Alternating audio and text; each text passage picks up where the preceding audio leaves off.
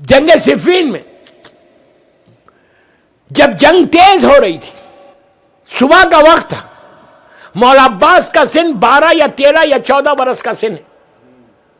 مولا کے پاس آئے اور آگے کہا بابا مجھے بھی اجازت دیجیے. علی نے کہا بیٹا نہیں، اس جنگ میں مولا حسن ہے، مولا حسین ہے، ابراہیم ابن مالک اشتر ہے، مالک اشتر خود ہے، جناب محمد حنفیہ ہے، مولا کے بچے ہیں. مولا عباس نے خواہش کی. علی نے کہا نہیں بیٹا. ایک سٹیج ایسا آیا، مولا عباس نے اپنے دونوں ہاتھ بابا کے گلے میں ڈال دیا. بیٹا ہے نا، باپ سے لاڈ کرنے لگا. بابا کے چہرے کو ایسا کر کے کہا بابا مجھے ایک موقع تو دو. علی بھی جانتے تھے. علی نے کہا اچھا بیٹا جاؤ. جب چلنے لگے تو مولا نے مولا عباس کو بلا کے یہاں چہرے پہ ایک کپڑا باندھ دیا باریک سا. کیوں باندھا؟ کہیں میرے بچے کو نظر نہ لگے، اور بھیج دیا. وہی انداز سے جنگ لڑی جیسے مولا نے لڑی تھی. ایک ایک کو مارتے تھے، بھاگنے والے کا پیچھا نہیں کرتے تھے.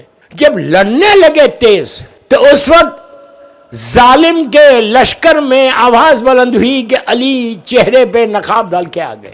جب یہ آواز بلند ہوئی، میں اس کو بہت شارٹ کر رہا، مولا خود میدان میں آ گئے. میدان میں آ کر لوگوں نے کہا علی تم تو پھر یہ کون ہے؟ مولا نے عباس کے چہرے سے نقاب کیسے الٹ کے کہا ہاذا خمر بنی ہاشم.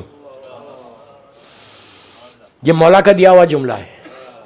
آپ کو ایک بات یہاں روک کے بولوں، جب امام زمین پہ رہتا تو اس سے زیادہ حسین کوئی نہیں رہتا. امام سے بڑا حسین خوبصورت کوئی نہیں ہوتا. اس وقت صفین میں 3 امام موجود تھے.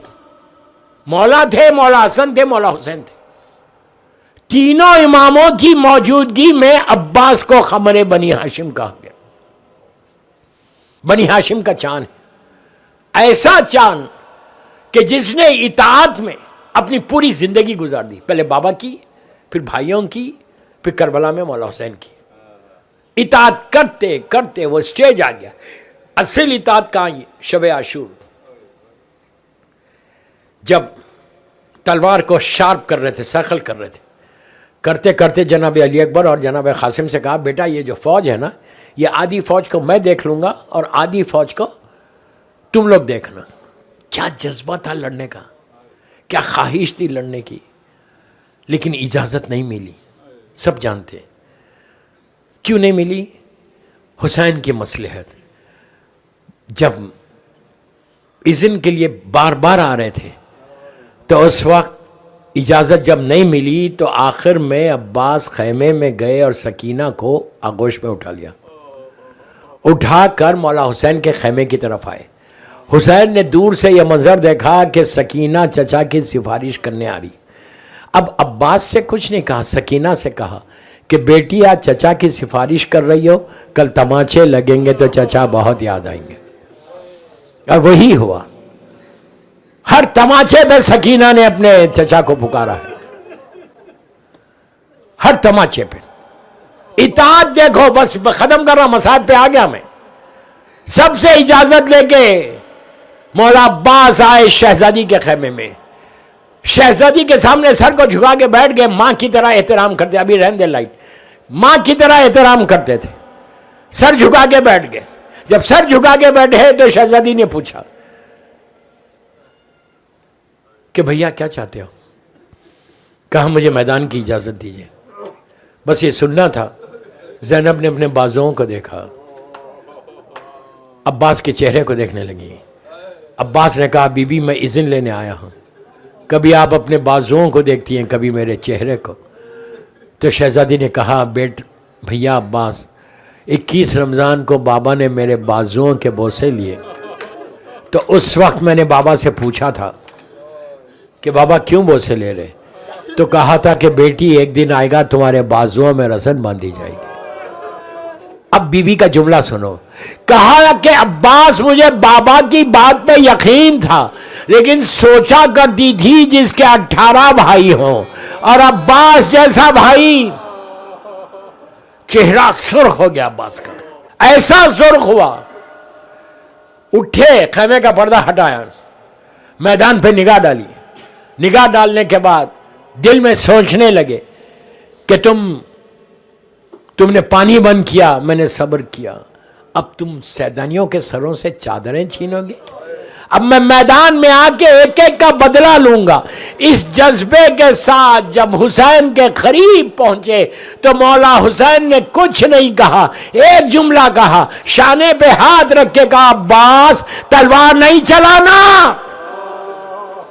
اطاعت امام کے سامنے سر کو جھکا لیا. ایسے عباس کی بھتیجی کا نام سکینہ ہے. کتنا یاد آیا عباس. میں نے ابھی ایک جملہ بولا کہ ہر تماچے پہ سکینہ نے عباس کو یاد کیا, ہر تماچے پہ. دوستو, آج کی مجلس اس مظلوم بی بی کی ہے کہ جو اس کا واسطہ سب سے بڑا واسطہ ہے. جب تم پریشانیوں میں گھر جاؤ تو سکینہ کا واسطہ دے کر عباس سے مانگو, حسین سے مانگو. بی بی سکینہ کی ایک بہت چھوٹی سی نظر ہے, آپ ٹرائی کرنا اپنے اپنے گھروں میں.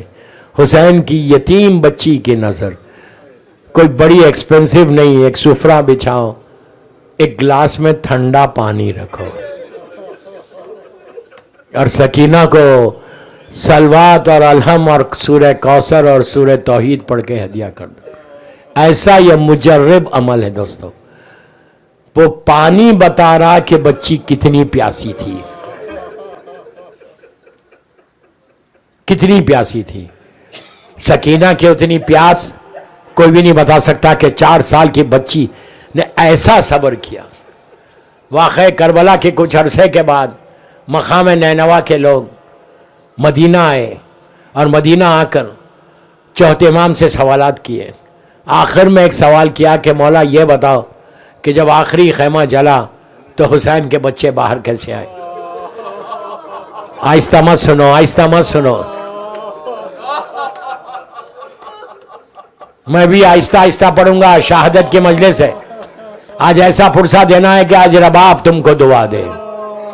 بی بی رباب وہ بی بی جس کی گودی کربلا میں بھی اجڑی اور شام میں بھی اجڑ گئی. کربلا میں جھولے والا ذبح ہو گیا, شام میں سکینہ شہید ہو گئی. مولا یہ بتاؤ کہ جب آخری خیمہ جلا تو حسین کے بچے باہر کیسے آئے. بس یہ سننا تھا. میرا چوتھا امام تڑپ کے رونے لگا, چہرہ سرخ ہو گیا, ہاتھ میں تسبیح تھی. کہا بھائی تو نے عجیب سوال کر دیا. یہ تصور کر کے یہ تسبیح اگر ٹوٹ جائے تو دانے کیسے بکھر جائیں گے. اسی طرح جب آخری خیمہ جلا حسین کے بچے بکھر گئے. جب پہلی مرتبہ سکینہ باہر آئی, ظالم شمن نے ایسا تماچا مارا کہ سکینہ زمین پر گر گئی. پھر اٹھا کے دوسرے رخسار پہ مارتا. اس وقت بی بی کو احساس ہوا کہ میرا بابا شہید ہو گیا. ہاتھوں کو پکڑ کے کہا بابا میں یتیم ہو گئی بابا. دوستو وہیں سکینہ کھڑی ہوئی تھی. شمر آگے بڑھا, آگے بڑھ کے کانوں سے ایسے گوشوارے چھینے کہ سکینہ کا پورا پیراہن خون آلودہ ہو گیا. بچی نے کبھی ہاتھ کان پہ رکھے, کبھی رخسار پہ رکھے. آپ کو بھی اللہ نے بیٹیاں دی ہیں, اللہ تمہاری بچیوں کو سلامت رکھے. ذرا تصور کرو کہ جو تمہاری بیٹیاں ہیں, اگر ماں کے سامنے کوئی بچی کے رخسار پہ تماچا مارے تو ماں کی کیا حالت ہوتی. کوئی رباب کے دل سے پوچھے کہ رباب بار بار یہ کہتی تھی کہ بیٹا سجاد میری سکینہ کو بچا لو شمر سے. وقت گزرا, 2 روایتیں پڑھ کے میں مجلس کو تمام کروں گا. آپ نے سنا, ہمیشہ سنتے ہوئے آ رہے کہ سکینہ کے رخسار نیلے ہیں, سکینہ کے کان زخمی ہیں, سکینہ کا پیراہن تار تار ہے. پہلی محرم کے بعد جب 10 محرم سے جو مجالس ہو رہی ہیں آپ اس میں سن رہے. آپ کو پتہ ہے آج کیا حال ہے؟ اللہ سیدانیوں کے روزوں کی حفاظت فرمائے. آج سے 200 سال یا 250 سال پرانا واقعہ ہے کہ آج جہاں بی بی سکینہ کی خبر مبارک ہے. اللہ ہم کو زیارت نصیب کرے. اس وقت علی ابن فاضل مازندرانی کا زمانہ, یہ وہی عالم دین ہے جو وادی السلام جو جزیرہ خضرہ جا کر امام سے ملاقات کی. سید زادہ ہے علی ابن فاضل مازندرانی. ان کا پیریڈ ہے. یہ سیریا میں تھے. ان کے خواب میں شہزادی سکینہ مکمل حجاب میں آئیں. یہ سید زادہ ہے. آ کے کہا کہ ہماری لحد میں پانی آ گیا, لحد سے ہماری میت کو نکال کے لحد کی تعمیر کی جائے. یہ کام گئے کہ میں اور حسین کی بچی کی لحد. اس وقت کے جو علماء تھے ان کے خواب میں بھی حکم ہوا, 4 سال کی بچی ہے. بار بار 3 دن تک جب حکم ہوا تو سب لوگ بیٹھے, خواتین بیٹھی, بیٹھ کے یہ سوچنے لگے کہ اب کیسا ہوگا. حکم ہو رہا میت کون نکالے گا, میت کون لے گا ہاتھ پہ.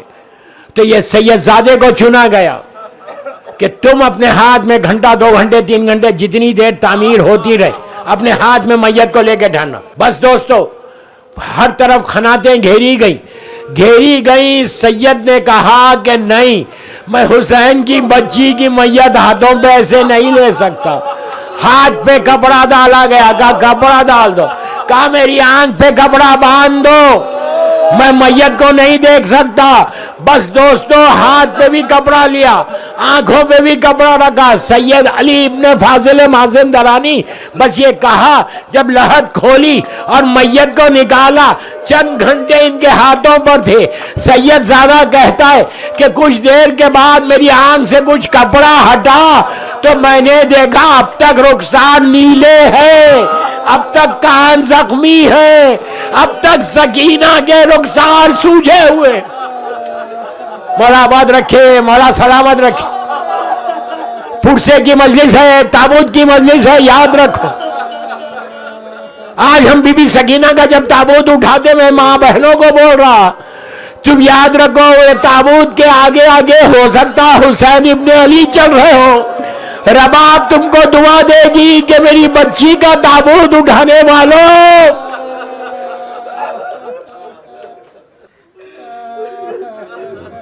کربلا سے کوفہ, کوفے سے شام یہ قافلہ پہنچا. میں نے کتنی آسانی سے کہہ دیا کہ شام قافلہ پہنچ گیا. جس شام کے بارے میں چوتھے امام کا بار بار جملہ ہے کہ الشام الشام الشام. اور جب یہ قافلہ پہنچا شام, بیرون شام روکا گیا. اور آج بھی وہ بازار موجود ہے. جب بازار ختم ہوتا تو وہاں پہ ایک دروازہ ہے جس کو باب السات کہتے ہیں. اللہ ہم کو زیارت نصیب کرے. میں سارے سننے والوں کو بول رہا کہ اگر موقع ملے اور تم جاؤ تو باب السات کے پاس ٹھہرنا اور اس لمحے کو یاد کرنا کہ یہ وہی دروازہ ہے کہ جہاں زینب 12 گھنٹے تک. آہستہ مت رو, آہستہ مت رو. آج آپ کو کوئی تماچا نہیں مار رہا, یہ اس بچی کا ذکر ہے کہ جو ہائے حسین کہتی تھی تو تماچے پڑتے تھے. تکلف سے مت رو, تکلف سے مت رو. قافلہ روکا گیا, ساری سیدانیاں وہیں کھڑی ہوئی ہیں. کیوں روکا گیا تھا؟ یزید کے دربار کو سجایا جا رہا تھا. ظالم علی کی بیٹی 12 گھنٹے تک ٹھہری رہی. میں نے کہہ دیا آپ نے سن لیا, میں نے کہہ دیا آپ نے سن لیا. دوستو جب جانے کا موقع آیا, شمن نے آگے بڑھ کے چوتھے امام سے کہا کہ سیدانیوں کو لے کے دربار میں چلو. زینب نے جب دربار پہ نگاہ ڈالی تو کہا میں دربار میں نہیں جاؤں گی. بی بی بیٹھ گئی تو ساری بیویاں بیٹھ گئیں. شمن تازیانہ لے کے چوتھے امام کے پاس آیا اور آگے کہا سید سجاد اپنی بھوبی سے کہو کہ دربار میں چلے. عزیزو میرا امام تو کو زنجیر کو سنبھالا ہوا آیا اور آگے یہ نہیں کہا کہ بھوپی اماں دربار میں چلیے, بلکہ یہ کہا بھوپی اماں بابا کے سر کی طرف دیکھیے. اب جو زینب نے نگاہ اٹھائی, حسین کی آنکھوں میں آنسو تھے. زینب نے تڑپ کے کہا بھیا رو مت بھیا, میں دربار میں جاؤں گی.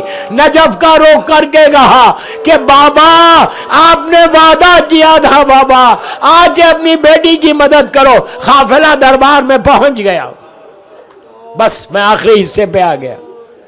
3-4 منٹ یا 2-3 منٹ میں مجلس ختم کر رہا. جب قافلہ دربار میں پہنچا सैदानिया एक गोशे में खड़ी हुई थी। जालिम यजीद तख्त पे था, तश्ते तिला में हुसैन का सर था, यजीद के हाथ में छड़ी थी।